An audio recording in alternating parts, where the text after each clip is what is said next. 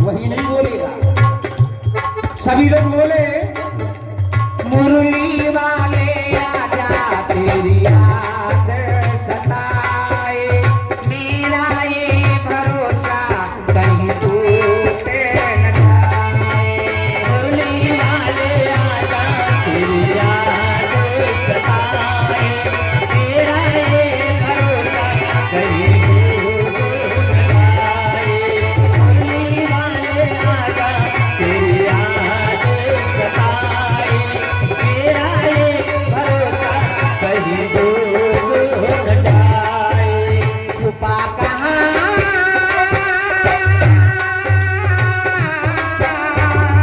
आजा रसिया, मुरली वाले आजा तेरी याद सताए, मेरा ये भरोसा कहीं डूब न जाए। मुरली वाले आजा तेरी याद सताए, मेरा ये भरोसा कहीं डूब न जाए।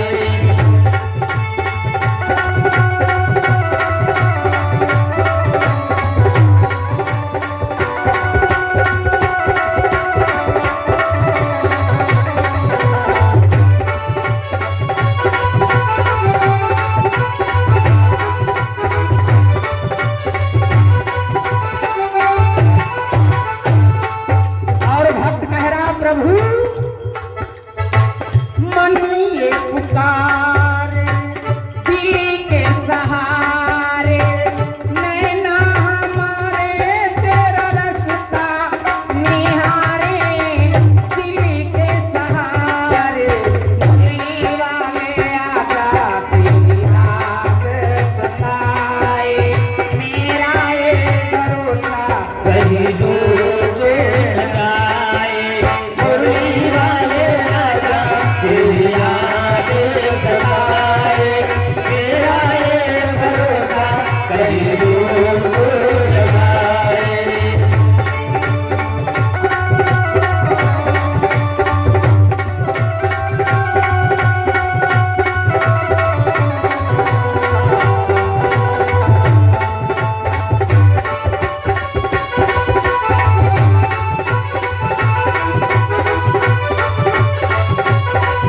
कहीं डूब न जाए।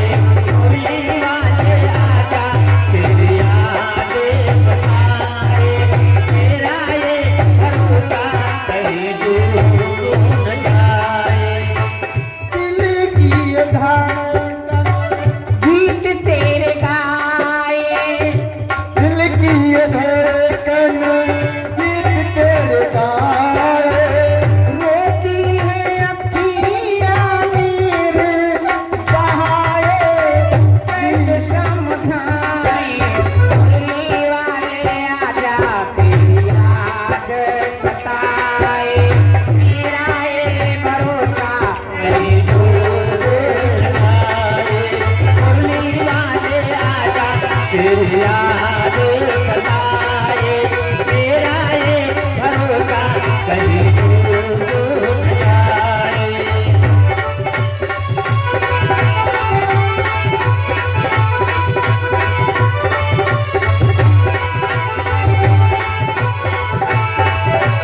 मुरली वाले आजा तेरी याद सताए, मेरा ये भरोसा कहीं डूब न जाए। मुरली वाले आजा तेरी याद सताए, मेरा ये भरोसा कहीं डूब न जाए। बोलिए वृंदावन बिहारी लाल की जय हो। राजन अब तू श्रवण कर गंगा का ख्यान, नाशक है त्रैत्राप से जिसका मज्जन पान। इस मातृभूमि पृथ्वी पे गंगा जी कैसे आई, कौन लेके आया? हर जलों से गंगा जल में बहुत बड़ी विशेषता बताई गई है। बाबा जी आप किसी नल कुएं तालाब का पानी शीशी या बोतल में भर के रख दे, महीने भर में कीड़े पड़ जाते हैं। गंगा जल भर के आप रख दे, हजारों वर्ष रखा रहेगा, गंगा जल में कभी कीड़े नहीं पड़ते। और भी एक विशेषता, अगर किसी का पेट खराब रहता हो तेजपाल भैया, रोज सुबह एक घूंट गंगा जल पीने लगे, डॉक्टर की कोई जरूरत नहीं, पेट भी सही हो जाता है। गंगा, कितना पावन नाम गंगा। इस मातृभूमि पृथ्वी पे राजा हुए हैं जिनका नाम था सगर, जिनके दो रानी थी। एक रानी के एक बेटा था जिसका नाम था समंजस, और दूसरी रानी से कोई औलाद नहीं थी। तो राजा सगर सूर्यवंश में थे, और सूर्यवंश में जितने भी राजा हुए उन सभी के गुरु वशिष्ठ जी होते चले आए। बताया गया है जिस व्यक्ति ने गुरु किया है, गुरु चाहे भी जैसा हो, चाहे भी जिस जाति का हो, सनातन धर्म में गुरु करना अनिवार्य बताया गया है, और बिना गुरु के बेड़ा पार नहीं होगा। साथियों, जिस व्यक्ति ने गुरु किया है, अगर उसका परमात्मा रूठ जाए, वो अपने गुरु की शरण में चला जाए तो मनोकामना पूरी हो जाती है।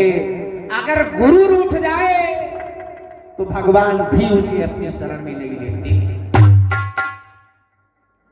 राजा सगर गुरु वशिष्ठ के पास गए और कहने लगे, गुरुदेव, आपकी एक चेलन है जिसकी औलाद है,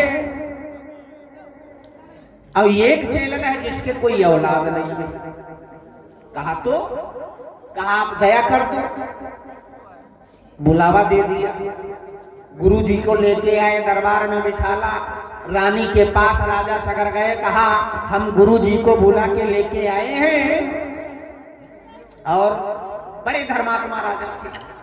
राजा सगर ने सोचा, बाबा जी कि नाम चलने के लिए एक रानी के एक बेटा है, और दूसरी रानी से मैं 60,000 कन्याएं मांग लूं तो 60,000 कन्याओं का विवाह करूंगा तो मुझे पूर्ण मिलेगा। राजा ने रानी को समझाया कि गुरुजी बोले कि तुम 60,000 कन्याएं मांगो। रानी ने राजा के सामने हाँ कर दिया, और जब गुरु के सम्मुख पहुंची, गुरु जी ने कहा, बेटी मांग ले। तो भैया, माताएं बहनें थोड़ा लालची होती है। सोचा, अगर हमने 60,000 कन्याएं मांगा और उन 60,000 कन्याओं का विवाह होगा, थोड़ा थोड़ा दहेज दिया जाएगा, खजाना खाली हो जाएगा। अब अगर 60,000 बेटे मांग ले तो थोड़ा थोड़ा दहेज लाएंगे, दूना हो जाएगा। तो रानी ने कहा, गुरुजी दे सकते हैं, तो आप हमें 60,000 बेटे दे दो। गुरु वशिष्ठ ने कहा, तथास्तु, वरदान दे के चले गए। समय पूरा हुआ तो रानी की एक लौकी उत्पन्न हुई। जब लौकी उत्पन्न हुई, राजा ने पूछा कि ये क्या है? रानी कहा लगी, थोड़ी गलती करे रहना, आप बेटी बता रहा, हम बेटा मांगे रहा, गिनती वत्तिन रहा 60,000। अरे ना 60,000, 2-4,000 तो लड़का पैदा ही हुए। राजा सगर गुरु जी के पास गए, कहा, गुरुदेव आपका वचन झूठा है, आपने 60,000 बेटों का वरदान दिया, वहां पे एक लौकी उत्पन्न हुई है। तो गुरु जी ने कहा, जाओ बेटा, उसी लौकी को फाड़ के देखो, उसी के अंदर 60,000 बेटे भरे। जब लौकी फड़वाई गई तो 60,000 बेटे मिले। अब इसीलिए भैया, साधु महात्मा लोगों को लौकी नहीं खाना चाहिए, लेकिन साधु महात्मा बड़े प्रेम से खाते। मसूर की दाल नहीं खाना चाहिए, तो दाल नहीं खाते, बैकुंठी ले आओ। साधु संतों को मिर्च नहीं खाना चाहिए, तो मिर्चा कहते नहीं मांगे, तो कहा राम तड़ाका ले आओ भाई, क्योंकि तामसी होता है। राम का नाम लगा के खा लेते, और हम कहीं 4-5 टिकिया सल्फास रखो, कहो राम सल्फास खाए, जब देखी नहीं मेरी भाई। तो उसी लौकी के अंदर जब 60,000 बेटे मिले, थोड़ी सी दौलत, थोड़ा सा सम्मान आदमी पाके या तो धर्म की राह अपना ले या अधर्म की राह अपना ले। राजा सगर को अभिमान आ गया। और भगवान किसी का दाल चावल नहीं खाते, अभिमान और अहंकार का भोजन करते हैं। अभिमान और अहंकार का भोजन करते हैं। अभिमान चाहे भी जैसा हो, चाहे धन का हो, बल का हो, ज्ञान का हो, अभिमान किसी भी चीज का हो। अभी शायद थोड़ा थोड़ा अभिमान हमारे बाबा गुरचंद्र दास छुए गांव में घूमी कावत बहुत 3 बजे कहे लागत कथा शुरू करो, चले 5 बजे बताओ लागत हम कहें कि एक टाइम हमका बताई दो भैया, कहूँ बताओ तो गजल सुनाओ, कहूँ बताओ कुछ। तो अभिमान देखो, पूजा पाठ अगर दिल में श्रद्धा है तो करो।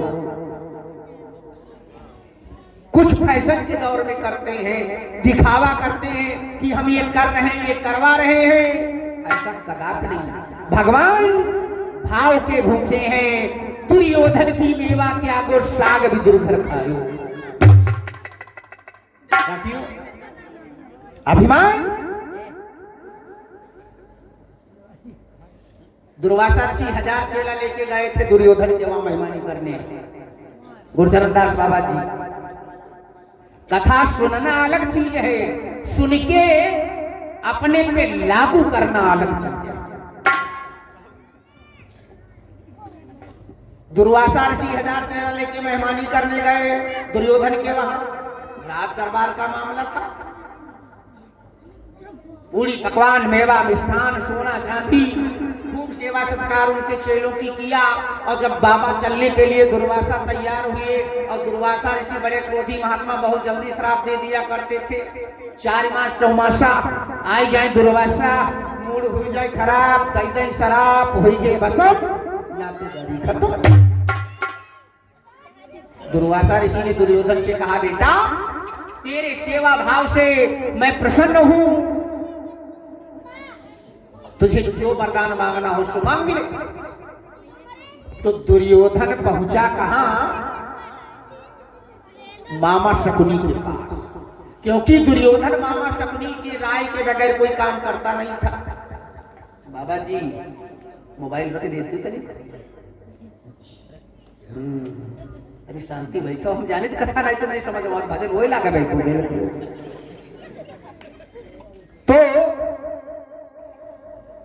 तो दुर्योधन मामा शकुनी से कहने लगा, मामा बाबा वरदान देना चाहते हैं, क्या मांग लूं?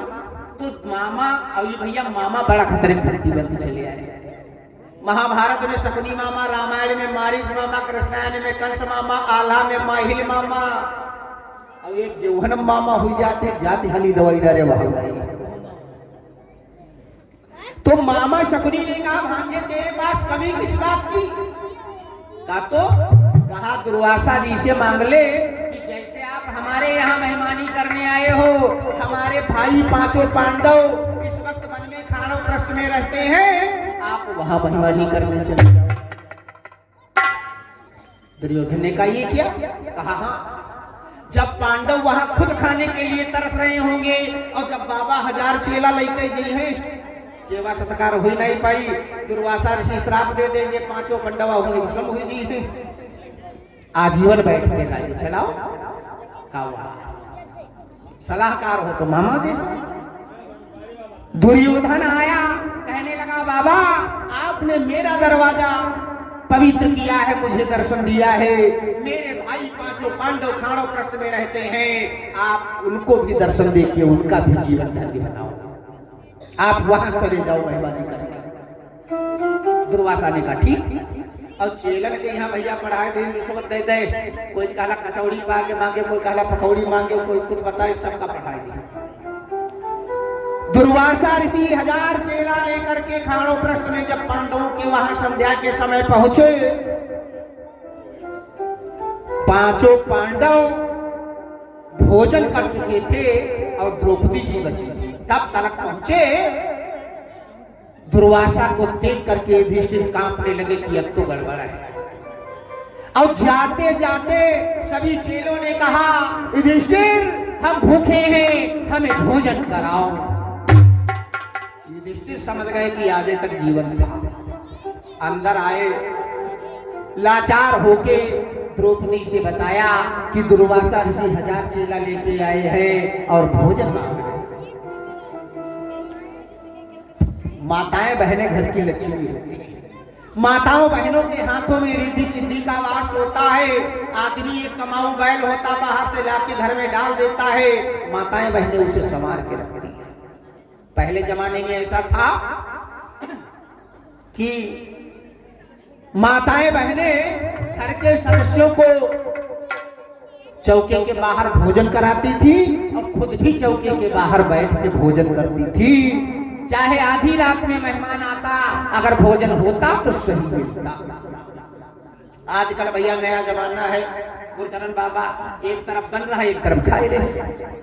तो द्रौपदी ने कहा महाराज चिंता किस बात की?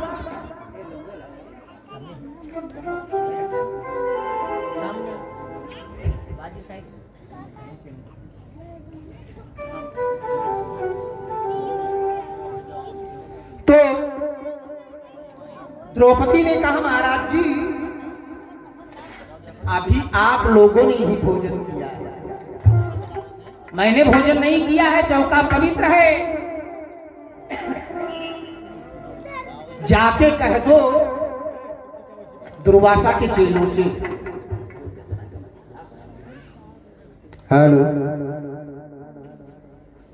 कि ये ब्राह्मण का दरवाजा है, मार्ग चल के आए हैं, पहले संध्या बंदन पूजन करें, बाद में भोजन मिलेगा। युधिष्ठिर आए, कहा भाई आप लोग मार्ग चल के आए हैं, पहले स्नान ध्यान करें, पूजा पाठ करें, फिर भोजन मिलेगा। सभी चेले फटाफट नहा धो के आए, बैठ गए। द्रौपदी जी के पास सूर्यदेव का दिया हुआ 6 थाल था। गई, पूछा क्या चाहिए, तो कोई कहता कचौड़ी चाहिए, हाथ डालती निकालती कचौड़ी देती, दूसरा कहता पकौड़ी चाहिए, दूसरा कहता पूड़ी चाहिए, कोई कहता रबड़ी चाहिए, और कोई भैया कहा कि गन्ना वाली मई चाहिए। तो वह मिल क्यों? क्योंकि वो जो अच्छे थाल था ही था।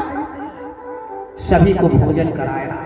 द्रौपदी गई, पूछा क्या चाहिए, सभी ने पेट में हाथ फेरा, कहा कुछ नहीं चाहिए।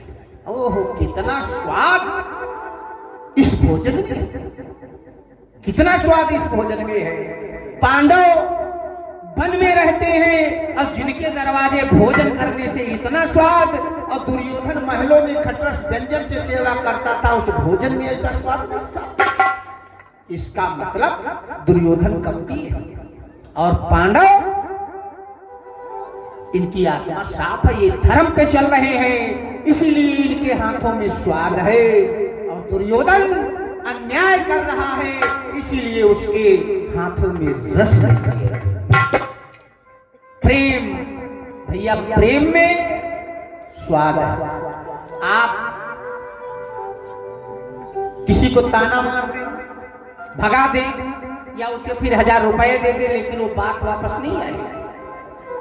प्रेम से कह दो भैया हमारे पास इतना ही नमक रोटी है, स्वीकार करो, स्वीकार। आइए,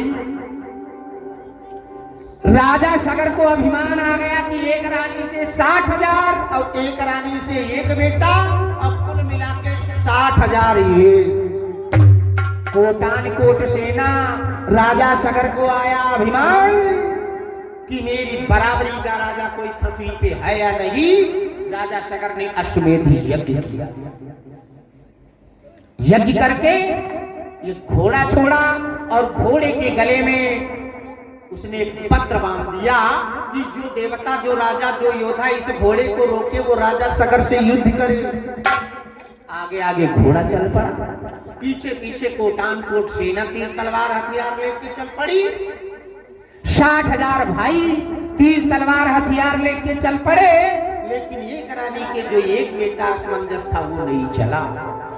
राजा सगर के नाम का जयकारा पृथ्वी के कोने कोने में लगाया जा रहा है।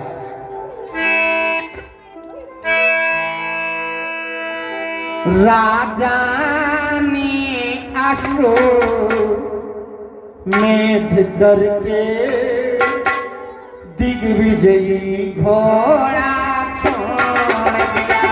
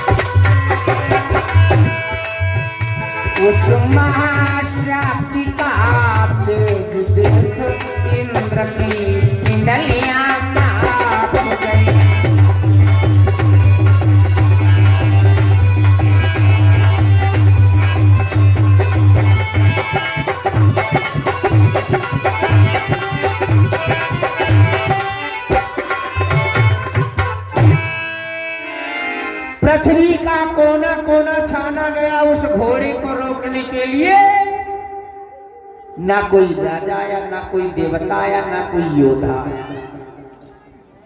देवराज इंद्र ने देखा अगर ये घोड़ा पृथ्वी पे न रोका गया, अगर ये लड़के इंद्रपुरी आ गए, इंद्रपुरी अगर अच्छी लग गई हमको मार के भगा देंगे, इंद्रासन छीन लेंगे। इंद्रलोक से आए पृथ्वी पे,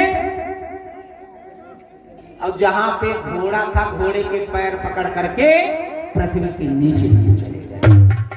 पृथ्वी के नीचे महात्मा कपिल मुनि का आश्रम था। कपिल मुनि की कुटिया के पीछे बांध के इंद्रपुरी चले जाते हैं। वो सेना, वो भाई आपस में किलोले करते हुए साथियों घूम रहे थे। तब तक किसी ने देखा, कहा भैया घोड़ा। एक ने कहा देखो सामने जा रहा होगा। तीसरे ने देखा, नहीं दिखाई पड़ा। चारों दिशाओं ने दौड़ दौड़ करके घोड़े की खोज करने लगे। जब घोड़ा ना मिला तो भाई और सेना ने सोचा इतने लोग थे, घोड़ा चोरी हो गया, वापस जाके पिताजी को हम कौन सा मुंह दिखाएंगे। खलबली मच गई, सारे दल में मच गई। बिना आश्र के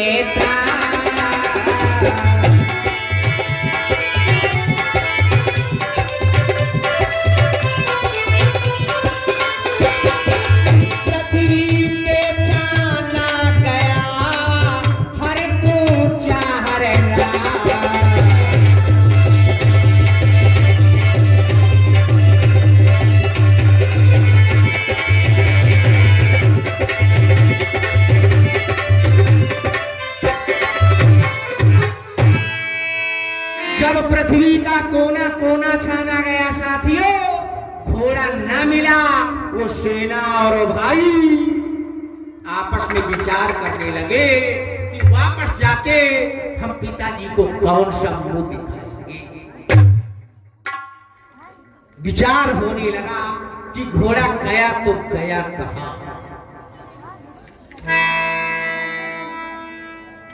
पिंजरे के पंछी, पिंजरा पुराना तेरा हो गया। पिंजरे के पंछी, पिंजरा पुराना तेरा हो गया। पिंजरे के पंछी, पिंजरा पुराना तेरा हो गया। पिंजरे के पंछी, पिंजरा पुराना तेरा हो गया। पिंजरा पुराना तेरा हो